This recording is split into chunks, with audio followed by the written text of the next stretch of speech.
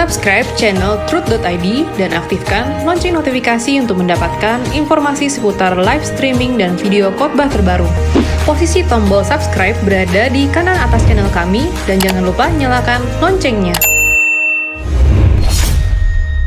Shalom wanita surgawi, berharap kita semua dalam keadaan baik. Hari ini kita mau membahas tentang ucapan bahagia yang Tuhan Yesus ajarkan dalam khotbah di bukit yang terdapat dalam Matius 5 ayat 5 yang mengatakan, "Berbahagialah orang yang lemah lembut karena mereka akan memiliki bumi." Nah, pada kesempatan ini kita akan membahas apa sih artinya lemah lembut yang Tuhan maksudkan? Untuk itu mari kita berdoa. Mengucap syukur untuk kesempatan ini ya Bapa. Kami mau belajar, kami mau dengar-dengaran dengan apa yang Engkau pesankan lewat program Wanita Surgawi ini. Kami buka hati dan pikiran kami untuk menerima kebenaran firman-Mu di dalam nama Tuhan Yesus Kristus. Amin. Ibu-ibu, kita harus memandang apa yang diajarkan Tuhan Yesus sebagai pencarian atau pergumulan untuk menemukan harta karun. Tentu kita mau untuk mendapatkan harta karun, bukan?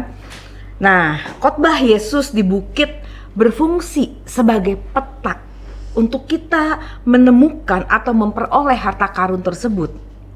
Sebab khotbah di bukit yang juga disebut sebagai golden rules atau undang-undang emas, di dalamnya terdapat kebenaran-kebenaran yang membawa kita untuk memperoleh harta karun, yaitu harta surgawi yang tidak bisa ternilai dengan apapun. Nah, khususnya pada kesempatan ini kita akan membahas atau kita akan mempelajari tentang ucapan Tuhan Yesus di Matius 5 ayat 5 tadi, "Berbahagialah orang yang lemah lembut." Kita mau belajar apa artinya lemah lembut. Apakah kalau saya bicara yang perlahan, "Oh Bu, apa kabar? Baik." Atau dibanding dengan orang yang, "Woi, apa kabar?" Siapa yang dikatakan lemah lembut? Nah, harus diakui bahwa banyak orang tidak memahami apa yang dimaksud dengan lemah lembut dalam Alkitab. Pada umumnya pengertian banyak orang, ya khususnya orang Kristen ya, kurang tepat. Sebab tanpa sadar mereka mengadopsi pengertian lemah lembut dari pengertian umum. Seperti yang tadi saya peragakan. Harus berkata dengan pelan, dengan teratur, dengan nada bicara yang bergelombang, seperti itu. Dan sebaliknya orang yang berbicara lantang, orang berbicara singkat, keras, dikatakan itu orang kasar sekali. Ibu-ibu kok begitu? Apalagi kalau masih anak gadis. Anak gadis begitu kasar banget. Seperti itu. Nah, sebab bukan jaminan sebenarnya bahwa orang yang tampaknya lemah lembut secara lahiriah, secara fisik, berarti dia memiliki lemah lembut dalam pengertian atau dalam arti yang seperti Tuhan mau. Kelemah lembutan harus berasal dari sikap batin, bukan dari penampilan lahiriah. Sebagaimana yang ditulis dalam 1 Petrus 3 ayat 4. 1 Petrus 3 ayat 4 kita akan baca, dikatakan, "Perhiasanmu adalah manusia batiniah." Jadi yang harus kita benahi adalah manusia batiniah kita. Hal kelemah lembutan dalam perjanjian lama disebut beberapa kali. Misalnya di Amsal 15 ayat 1, Amsal 25 ayat 11, Ayub 40 ayat 22. Dalam ayat-ayat tersebut kata lemah lembut berarti meredakan kegeraman atau kemarahan. Sedangkan di Amsal 31 ayat 26, kata lemah lembut di sana berarti kasih karunia. Nah, dalam perjanjian baru khususnya, kata lemah lembut lebih menunjuk pada sikap batin. Untuk itu kita mau belajar apa yang dimaksud dengan lemah lembut. Pertama, lemah lembut adalah pribadi yang rela diperlakukan tidak adil atau dilukai. Siapa yang mau diperlakukan tidak adil atau dilukai? Pada umumnya tidak ada seorang manusia pun yang mau untuk dilukai atau diperlakukan tidak adil. Karena kita merasa punya hak untuk tidak dilukai, kita punya hak untuk diperlakukan secara adil. Kita mau lihat ibu-ibu, dalam perjanjian lama kita bertemu dengan sosok yang terkenal dengan kelemah lembutannya. Alkitab mencatat, bahkan dikatakan bahwa tidak ada manusia yang selembut dia. Ya benar, ya, dia adalah Musa. Bilangan 12 ayat 3 mengatakan Musa adalah orang yang lembut hatinya. Nah, kita mau belajar dari beberapa penggalan hidup Musa sampai dia bisa diberi julukan sebagai orang yang lembut hati. Pada satu saat ketika orang Ibrani masih menjadi jajahan dari Mesir, Musa melihat orang Ibrani dibunuh. Lalu apa yang Musa lakukan? Musa balas membunuh orang itu. Di satu kesempatan, Musa juga marah dengan menghancurkan 2 loh batu. Tapi kenapa dia dikatakan lemah lembut? Nah, seperti tadi saya katakan, hal ini menunjukkan bahwa Musa bukan orang yang lembut, yang lemah lembut secara fisik, tetapi Tuhan menilai kelemah lembutan kita secara batin kita. Di sisi lain, Musa pernah ditentang oleh Harun dan Miriam. Tapi dia tidak balas melukai, tidak balas mendendam. Musa punya kesempatan, Musa punya wewenang. Musa waktu itu pemimpin di situ. Pasti dia bisa kalau mau membalaskan mereka. Tetapi Musa menyerahkan semuanya pada kebijaksanaan Tuhan. Bahkan Musa minta belas kasihan Tuhan agar mereka tidak kena tulah. Dan yang semakin luar biasa, ketika Musa mengampuni kedua saudaranya dan mereka akhirnya dilepaskan dari tulah yang Tuhan berikan. Mempercakapkan hal ini memang mudah, tetapi untuk melakukannya sangat sulit. Apabila kita mendapat perlakuan tidak adil dari seseorang, ingat ibu-ibu, Tuhan kita hidup. Tuhan melihat, Tuhan tahu, dan tidak mungkin Tuhan tidak melakukan perhitungan. Sebab Tuhan adalah hakim yang adil, yang tidak akan membiarkan ketidakadilan berlangsung terus. Sebagai biji mata Tuhan, kita pasti akan dilindungi dan dibela. Tapi perlakuan tidak adil yang kita terima harus kita pandang sebagai cara Tuhan untuk menghancurkan kesombongan-kesombongan kita.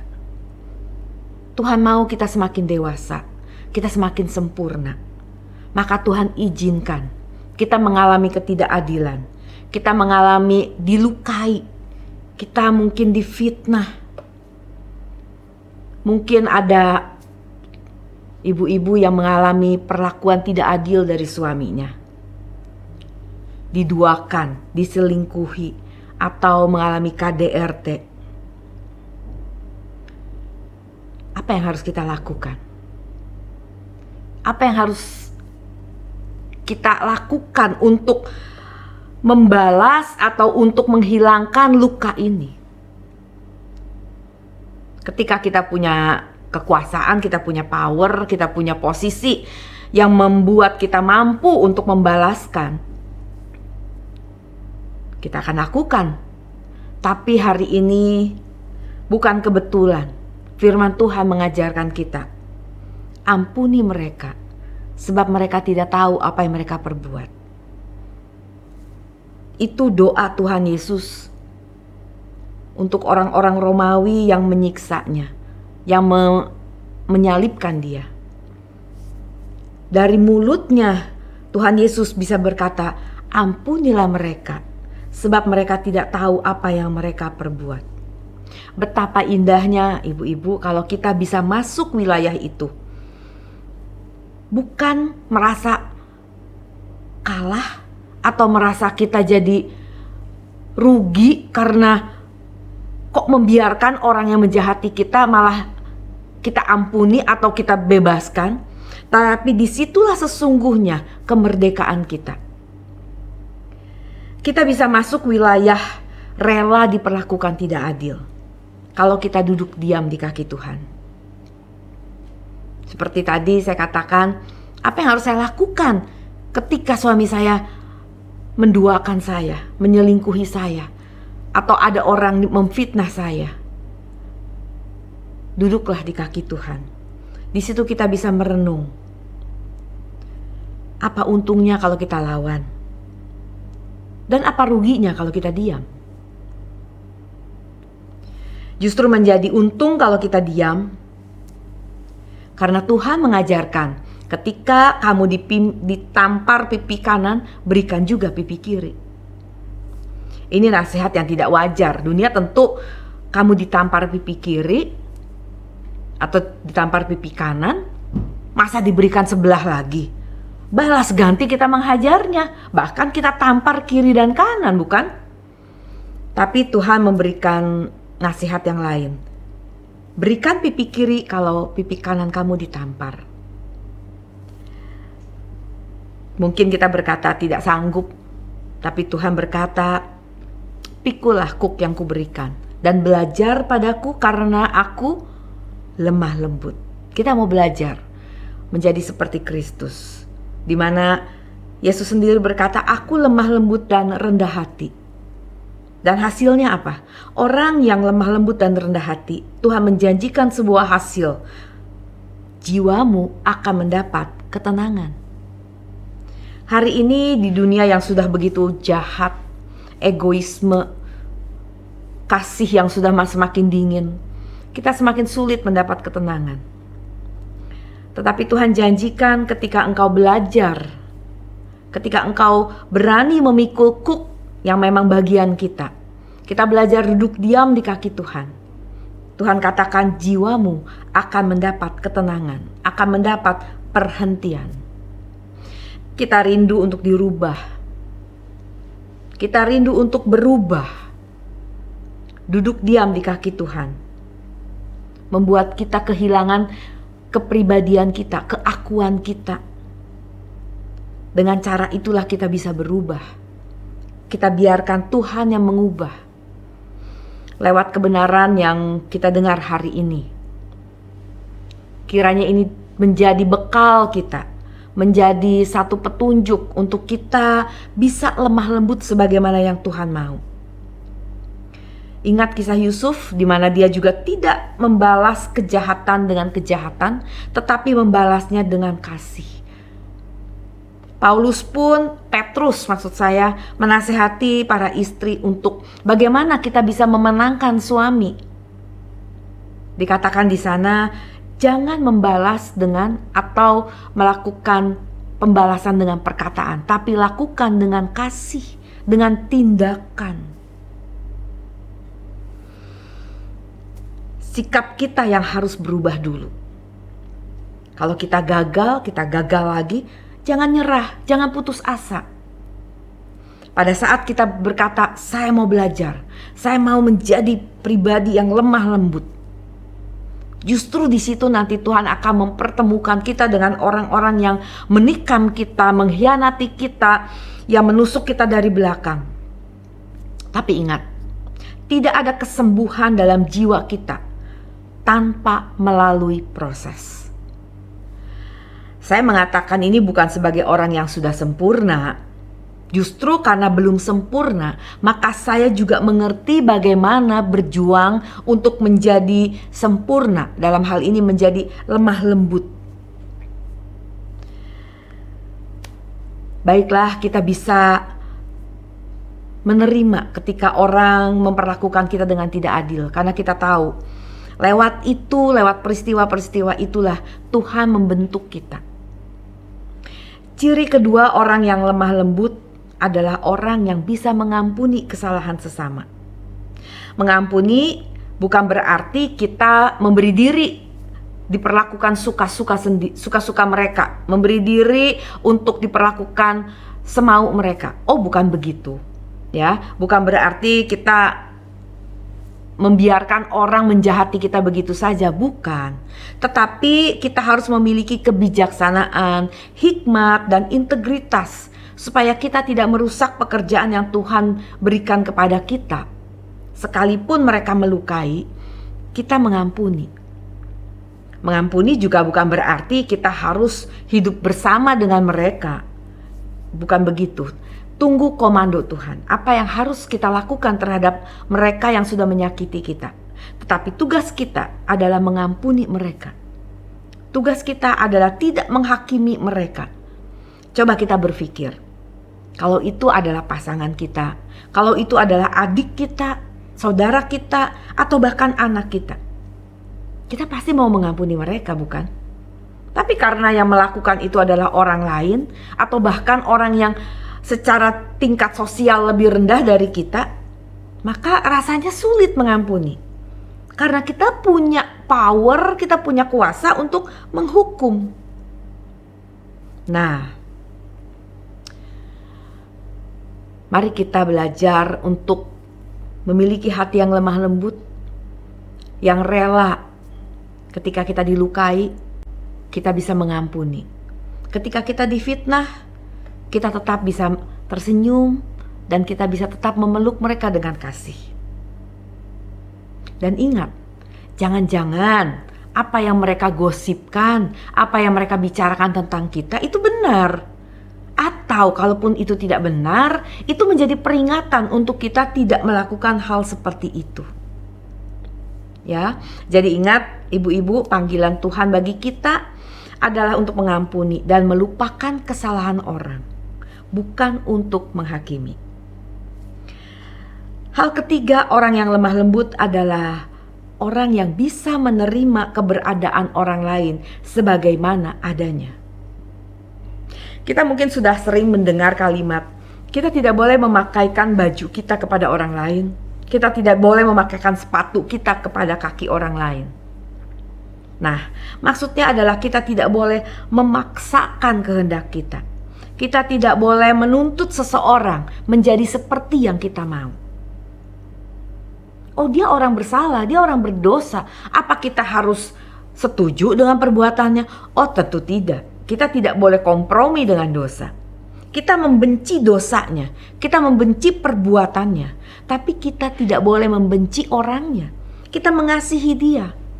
Oleh karena itu, kita bersedia menerima dia apa adanya. Pada satu kesempatan, Yesus juga berkata di Yohanes 6 ayat 37, dikatakan, dan barang siapa datang kepadaku, ia tidak akan kubuang. Kalau karena satu kesalahan, lalu Tuhan tidak mau menerima orang yang datang dan bertobat, semua kita sudah meluncur ke neraka. Kita bersyukur Tuhan begitu lemah lembut. Dia tetap memberi diri untuk menerima kita. Asalkan kita datang kepadanya. Tuhan janjikan dia tidak akan membuang kita. Dia tidak akan menganggap kita tidak ada. Asalkan kita sungguh-sungguh bertobat. Kita sungguh-sungguh mencari dia. Nah, hari ini kita diberi kesempatan. Lewat pelayanan kita di gereja, atau mungkin di rumah, atau di kantor. Ketika kita dipertemukan dengan orang-orang yang menyakiti, yang mencari muka, yang memfitnah kita. Mari kita belajar untuk menerima mereka, karena kita memiliki hati yang lemah lembut. Ya, hati yang bisa mengampuni. Hati yang rela untuk diperlakukan tidak adil. Sulit tetapi bisa. Tidak mudah tetapi kita dapat lakukan. Asalkan kita mau. Roh Kudus akan tuntun, akan pimpin kita. Kebesaran jiwa kita menerima orang lain sebagaimana adanya akan mengalirkan kuasa yang memberkati. Tuhan akan menolong kita, memampukan kita untuk itu. Sekali lagi memang tidak mudah, tetapi kita harus melatih diri, kita memperbesar kapasitas jiwa kita sehingga kita memiliki kebesaran jiwa seperti Tuhan Yesus Kristus. Maka sebagaimana pepatah yang mengatakan jangan kenakan baju kita kepada orang lain, mari kita juga sekarang tidak menuntut seseorang untuk berbuat seperti apa yang kita mau. Masing-masing orang itu unik, masing-masing memiliki keberadaannya sendiri yang berbeda. Orang yang tidak dewasa adalah orang yang memaksakan kehendaknya menjadi seperti yang dia mau. Tapi mari kita belajar untuk menerima mereka sambil kita pun bebenah diri. Kita membenahi mereka juga hingga sama-sama kita bisa sampai ke rumah Bapa di surga. Ibu-ibu yang dikasihi Tuhan, Tuhan Yesus sudah meneladankan kepada kita bagaimana Tuhan Yesus menyambut orang berdosa. Ketika Zakeus dan perempuan berdosa itu datang kepada Tuhan dan bertobat, terbukti bahwa Tuhan Yesus bisa bergaul dengan mereka. Tuhan Yesus benci dosanya, tapi Tuhan Yesus mengasihi mereka. Itu yang harus kita lakukan. Kita benci dosanya, tapi kita mengasihi mereka. Dalam bermasyarakat, kita pasti akan bertemu dengan orang-orang seperti itu. Dan kita bersyukur kalau hari ini ada orang-orang seperti itu di sekitar kita. Justru ini kesempatan untuk kita melatih menjadi pribadi yang lemah lembut. Hal terakhir, pribadi yang lemah lembut adalah pribadi yang mau menerima teguran. Pribadi yang mau dibentuk, bukan orang yang susah untuk dibentuk. Kita lihat Daud. Dia mau menerima teguran dari seorang nabi Allah. Dalam 2 Samuel 12 ayat 13. Ketika Daud ditegur oleh Nabi Nathan, ia berkata, "Aku telah berdosa kepada Tuhan." Ini satu hal yang luar biasa. Bisa saja Daud kesal dengan Nabi Nathan dan dia bisa minta prajuritnya, orang-orangnya untuk membunuh Nabi Nathan. Tetapi dengan kelembutan hatinya, dia menerima teguran itu dan dia mengakui, "Aku telah berdosa kepada Tuhan." Ibu-ibu, jangan sampai kita mengeraskan hati sehingga Tuhan menghajar kita dengan lebih keras. Banyak orang menolak teguran karena mereka berpikir orang-orang yang menegur itu tidak pantas, tidak selevel. Tuhan bisa tegur kita lewat berbagai cara. Yang harus kita perhatikan adalah apa isi teguran itu. Dan kita belajar untuk mengoreksi diri. Dari setiap detik hidup kita, kita mau diubahkan. Daud bukan manusia sempurna. Dia punya kesalahan. Tapi responsnya ketika dia ditegur, responsnya saat menyikapi kesalahan, itulah yang membuat dia menjadi agung, menjadi pribadi yang indah. Nah, mari kita belajar seperti Daud. Ketika ditegur, mari kita membuka diri. Kita belajar untuk menerima kesalahan, mengakui dan menyelesaikannya. Kelemah lembutan adalah modal utama untuk kita mengalami pertumbuhan iman dan pembentukan Allah menuju kesempurnaan. Kita mau sempurna? Mari kita belajar menjadi pribadi yang lemah lembut. Amin. Mari kita berdoa. Bapa, kami belum menjadi pribadi lemah lembut seperti yang Engkau maksud. Tapi hari ini lewat kebenaran firman-Mu kami belajar. Kami mau menjadi seorang pribadi yang lemah lembut, yang Engkau bisa banggakan. Sehingga pada akhirnya kami dapati bahwa kami menjadi anak-anak kesukaan-Mu, wanita-wanita yang menyenangkan hati-Mu. Terima kasih Bapa untuk kebenaran firman-Mu pada kesempatan ini. Kami menyambutnya, kami menjadikan rema dalam hidup kami, sehingga hidup kami semakin hari semakin berkenan di hadapan-Mu. Dalam nama Tuhan Yesus, kami berdoa. Amin. Tuhan Yesus memberkati.